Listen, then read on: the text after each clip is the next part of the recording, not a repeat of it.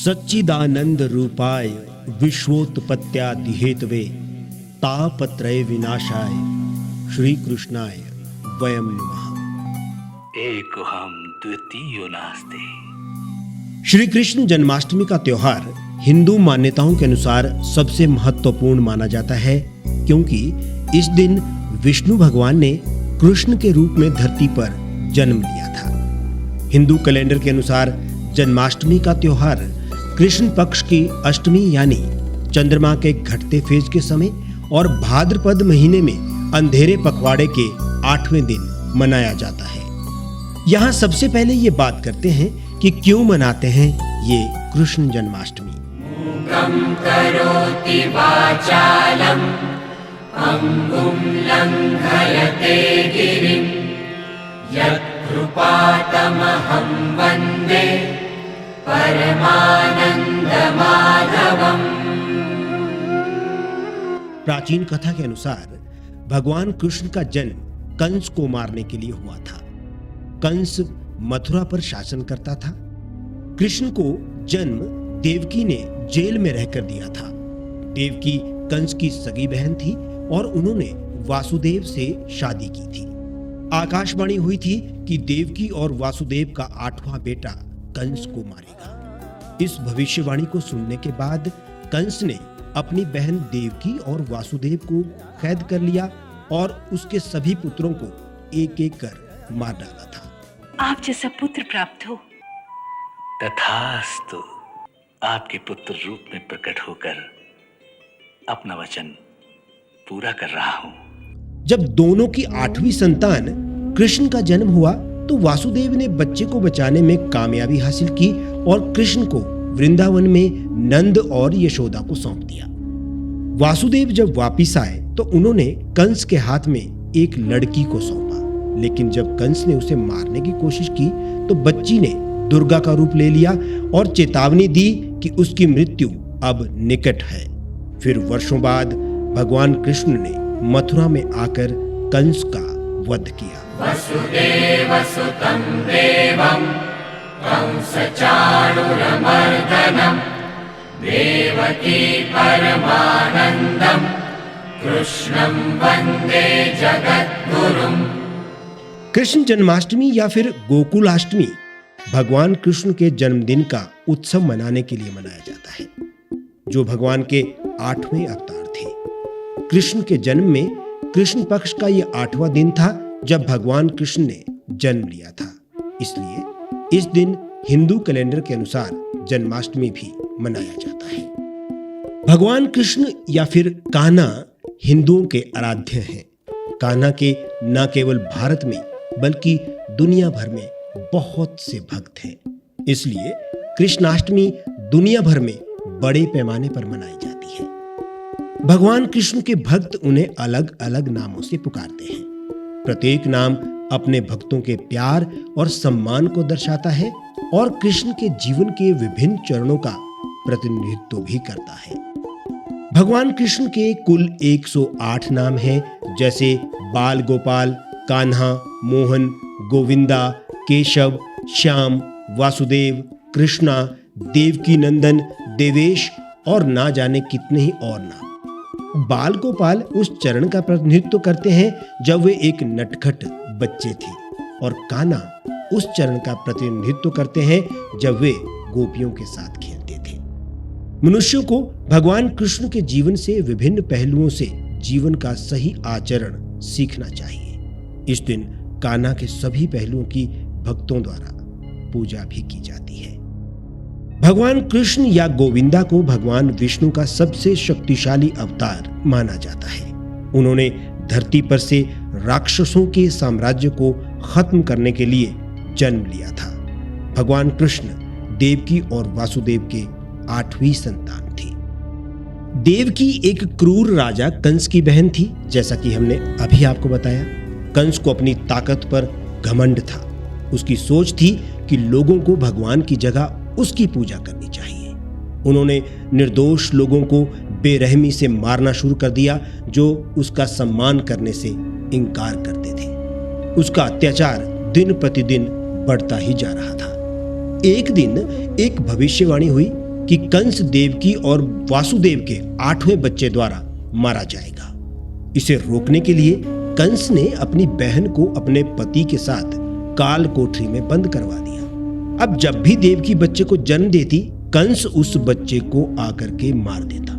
जब देवकी और वासुदेव के 8वें बच्चे का जन्म हुआ तो भगवान विष्णु ने वासुदेव से उन्हें गोकुल ले जाने के लिए कहा, जहां नंद और यशोदा रहते थे। वासुदेव ने बच्चे को गोकुल पहुंचाने के लिए यमुना नदी पार की। गोकुल पहुंचकर वासुदेव ने अपने पुत्र को यशोदा की बेटी से बदल लिया और वापस जेल लौट आए। कंस ने सोचा कि वह देवकी और वासुदेव का 8वां बच्चा है, इसलिए उसने उसे पत्थर पर फेंक दिया। हैरानी की बात यह है कि वह बच्ची मां योग माया में परिवर्तित हो गई और कंस को उसकी मृत्यु के बारे में चेतावनी दी।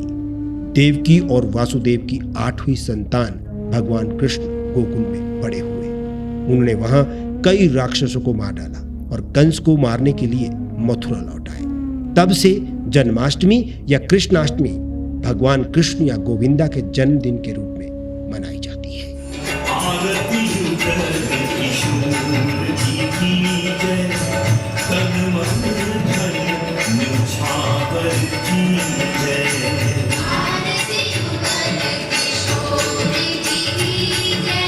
इस दिन लोग जन्माष्टमी की पूर्व संध्या पर उपवास करते हैं, जिसे सप्तमी कहा जाता है। कृष्ण भक्त रात भर जागते रहते हैं और भगवान कृष्ण का सम्मान करने के लिए भजन कीर्तन करते हैं। मध्य रात्रि 12 बजे दूध से मूर्ति को नहलाते हैं और सुंदर कपड़े गहने पहनाते हैं। फिर पूजा के लिए पालने में रखा जाता है। देवताओं को मिठाई भेंट की जाती है और फिर भक्तों के बीच मिठाई को बांटा जाता है। भगवान कृष्ण के भक्त कृष्ण भजनों के साथ नृत्य करते हैं। साथ ही वे कृष्ण झांकी का एक अति उत्कृष्ट प्रदर्शन आयोजित करते हैं, जो रास लीला को एक विशाल तरीके से दर्शाता है।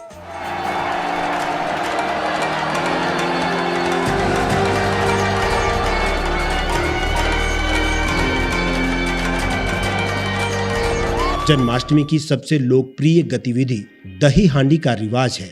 इस परंपरा को बड़े उत्साह के साथ मनाया जाता है।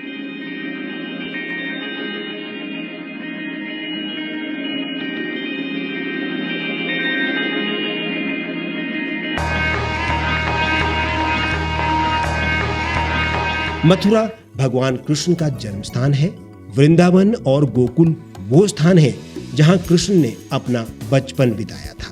आज भी मथुरा, वृंदावन और गोकुल की सड़कों पर भगवान कृष्ण का नाम लिखा हुआ मिलता है।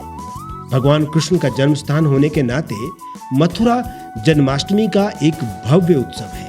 मथुरा का ये उत्सव पूरे देश से पर्यटकों को आकर्षित करता है। युवा लड़के और लड़कियां रास लीला का अभिनय करते हैं। रास लीला राधा और गोपियों के साथ भगवान कृष्ण की रास लीला और प्रेम को दर्शाती है।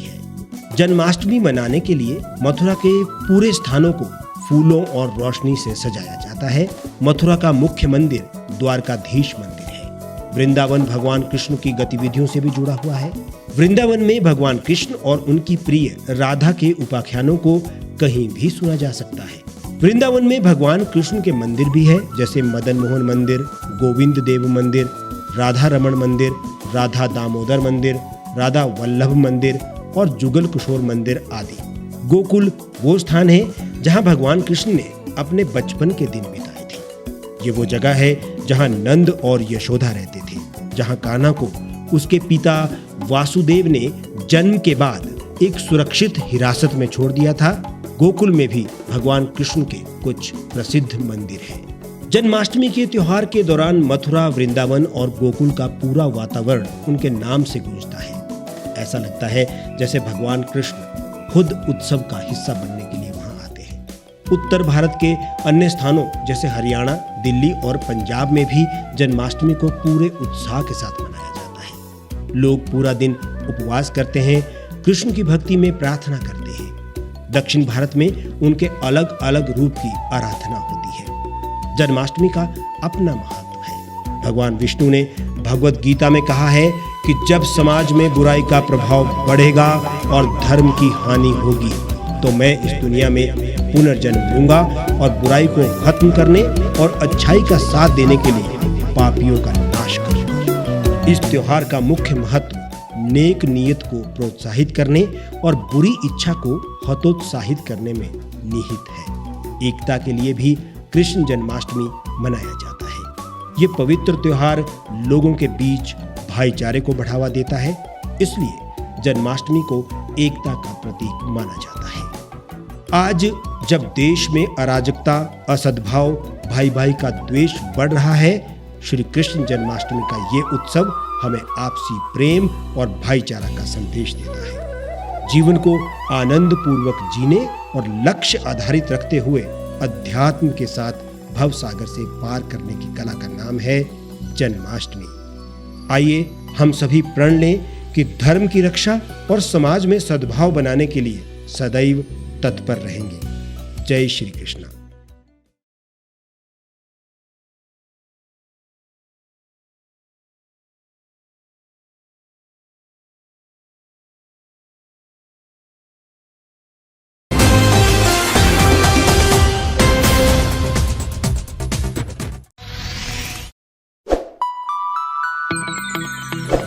खबरों में बने रहने के लिए सब्सक्राइब करें द रीव टाइम्स, लाइक और शेयर करना ना भूलें।